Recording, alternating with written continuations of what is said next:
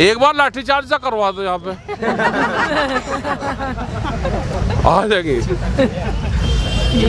एक बार लाठीचार्ज सा करवा दो। तो पहले भी हो चुका है। हल्का हो या हल्का पुलिस के द्वारा करवाओ आप। अब मारने की बात नहीं करे हमने, मारने की बात नहीं। कुछ भी जब पुलिस वो करती है उठाती है, वो ना किसी एसयू को देखती ना किसी को देखती है, वो किसी को नहीं देखती, वो मूवमेंट को देखती है। ये मूवमेंट है, ये किसी जाति का उसका नहीं है। और ये आंदोलन से ही देश बचेगा, किसी पॉलिटिकल सिस्टम से नहीं बचेगा।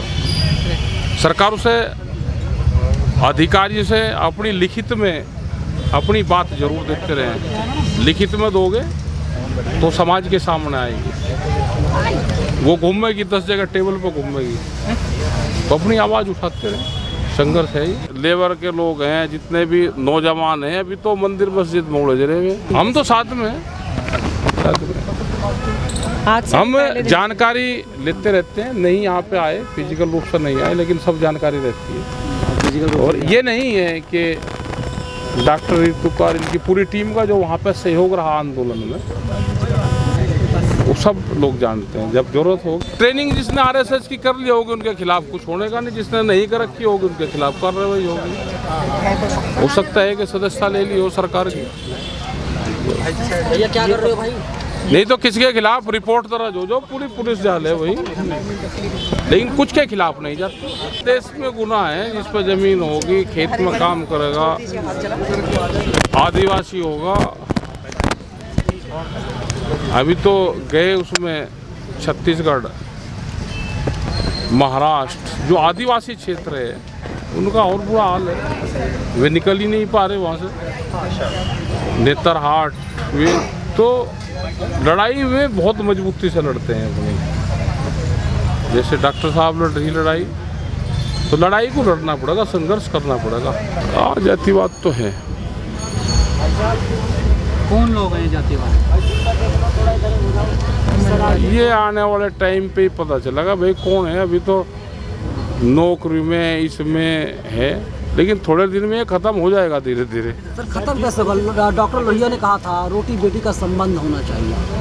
1950 में खाप पंचायत हुई थी, तो हमने उसमें प्रस्ताव है वे आज भी कि आपस में इंटरकास्ट शादी होनी चाहिए। ये तो खाप पंचायत के भी निर्णय हैं। और आजकल तो बच्चे अपने आप कर रहे हैं, ये अपने आप निपटाओगे केस को बिना तान तेजी कि सब हो जाए, ये उसी से निपटेगा। नौकरी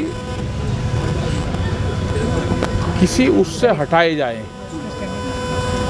ये देख के कि किस कास्टिज्म के हैं, उसमें है, बोलते हैं। अगर ज़्यादा बोलने पे नौकरी हटाई जाती है, जवाब मांगने पे नौकरी अगर जाती है, तो उसके लिए तो आंदोलन और संघर्ष होगा। और ये देश में हो रहा है।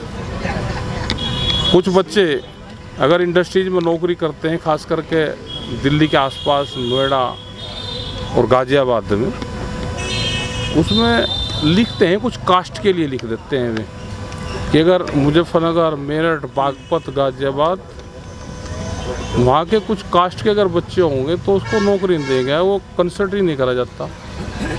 उसी में से एक बच्चे ने सहारनपुर का एड्रेस लिख दिया, उसको नौकरी मिलेगी। तो ये लिखे जा रहे हैं कुछ कास्टों के, उसके खिलाफ दे देंगे। अनाउंसमेंट होगा जब 4 साल का फौज में से दे सके तो उनको भी दे सके। देखो, कानून बनना चाहिए कि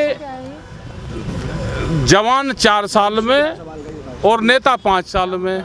नेता वीर भी तो बनना चाहिए देश में, यह नेता वीर नहीं बनना चाहिए। जो फौज के कानून लागू हो वही नेताओं पर हो जाए। भाई नेता एक बार चुनाव लड़ेगा, उसके बाद नहीं लड़ेगा, आप बना दो, लेकिन उनके लिए कानून नहीं बनेगा, बच्चों के लिए कानून बनेगा देश में, ये दिखाने के लिए कि हमने इतने रोजगार दिए। वे बच्चे 4 साल बाद में कहाँ जाएंगे? दे देंगे, जिस दिन ये बुलाएंगे आ जाएंगे। इस चीज़ का छोटा सा जवाब मैं देती हूँ। नेताजी ने बहुत बार मुझसे पूछा था आने के लिए, लॉकडाउन चल रहा था, सुबह का टाइम। हाँ सुबह का, हमारा सुबह कहते थे हम, ये कहते थे नहीं 12 बजे हमारे कहीं और मीटिंग थी, तो हमने बना का आए प्रोग्राम, आज मुकाज चलेंगे। भाई आंदोलनकारियों पर हमले ही तो होते हैं, और क्या होंगे? माला तो वहाँ पहनती थी, यहाँ तो हमले ही तो होंगे। आंदोलनकारियों पर हमले होते हैं, हमने किसी को नहीं, हम पॉलिटिकल बात हम करते ही नहीं, किसी को हराने जिताने की नहीं हम बात करते। पॉलिटिकल सवाल में क्या? लेकिन सर आपने ईवीएम को लेकर बड़ी बात की। नहीं हमने ईवीएम की नहीं करी बात। अभी आपने कहा कि जिनके पास जनता है वे लोग चुनाव हार जाते हैं, जिनके पास जनता नहीं है। हमने ये कहा कि जनता उनको वोट नहीं देती, हाँ। लेकिन जीत का सर्टिफिकेट हारा हुआ कैंडिडेट लेकर जाता है बीजेपी का। ये कैसे संभव होता है? देने में लिखना ही तो, फेल और पास ही तो करना। किसी की गिनती हुई फिर दोबारा कोई कोर्ट में गया, कोर्ट में तो नहीं जाता। अगर कोई हारा हुआ कैंडिडेट है कोर्ट में नहीं जाएगा, वो बीजेपी के मुख्यालय में ज्वाइनिंग करना जाएगा हारा हुआ भी। तो ये दहशत है, ये तो ज्योतिषी हैं। जब बेईमाना करना ही है तो फिर छोटा क्यों करे बड़ा करे? बेईमाना करना है तो छोटा ही क्यों करे बड़ा करे ना? तो उन्हें पता कैसे आएंगे।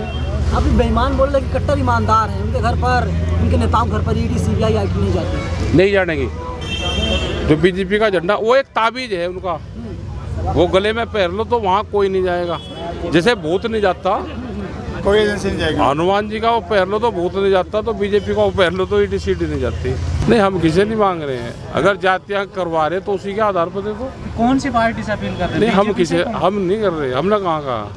कांग्रेस वोट मांग रही है, क्या कहना है इस पर? और मांगना तो चाहिए भाई, जिसने अपनी पॉलिटिकल पार्टी बनाई तो वोट मांगना चाहिए। मांग लें तो उसे क्या दिक्कत है भाई? जिसका एजेंडा जो होगा, जिसको वोट यहीं से मिल जाएगी उसी पे मांगेगा। नहीं, किसानों की कोई बात नहीं कर रहा। किसान की कोई बात नहीं करेगा, किसी को कोई नहीं बात करेगा। ये किसान तो अपने आप ही बात करेगा।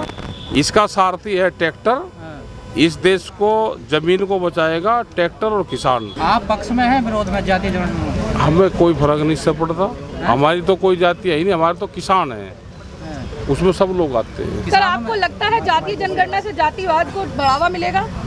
बढ़ावा तो मिलेगा। तो मतलब आप विरोध करते हैं इसका मतलब? हमारे विरोध करे सर, हाँ करे सर, क्या कुछ हो लग रहा। मतलब आपको हम इस लगता पे है कि नहीं हम होना इस पे चाहिए जातीय जनगणना? हम इस पे गए ही नहीं कभी। ये बड़े हम उस पे जाते ही नहीं कभी भी। जाति हैं इस पे, हमारे मंचों पे दो चीज़ की बैन रहता है, एक तो किसी जाति के पक्ष और खिलाफ में बोलना, और दूसरा पॉलिटिकल के खिलाफ और पक्ष में बोलना। ना हम जाते ही नहीं, हम यह बीमारी पड़ते ही नहीं, हम उससे दूर हैं, दूर है जी।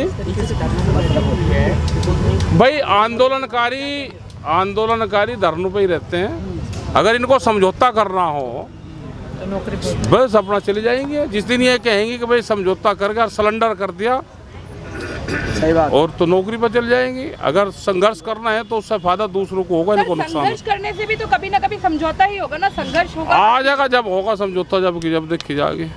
लेकिन अभी तो इसको करने दो, हाँ इसको तो अभी संघर्ष करने दो। हमने पुलिस फोर्स को कहा, होम मिनिस्टर को चिट्ठी लिखी कि इसके पास में बहुत जानकारी है। एक बीजेपी का एक एमएलए है, उसने एनकाउंटर की भी बात करी, और उन्होंने जहाँ पे तिरंगा फहरता है वहाँ पे किसी का झंडे फहराने की बात करी। वो एक धार्मिक झंडा था, ना कि कोई खालिस्तानी था।